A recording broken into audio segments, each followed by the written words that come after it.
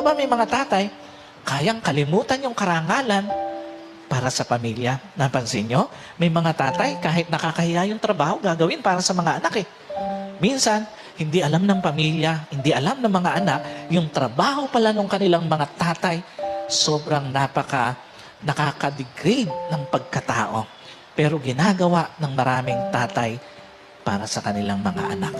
Maraming mga anak, hindi nila alam, nakataya ang buhay ng kanilang mom, ng kanilang tatay, para lang may mauwi. Pagdating ng oras, nakakain ang kanyang mga anak. Para lang merong magastos, pagdating ng mga oras na mag-aaral na yung kanyang mga anak. May maibaon, may pangkain sa school, may pangbayad sa school. At may mga tatay, hindi sinasabi sa pamilya, sobrang hirap na, pero kinakaya pa rin para sa kanyang pamilya.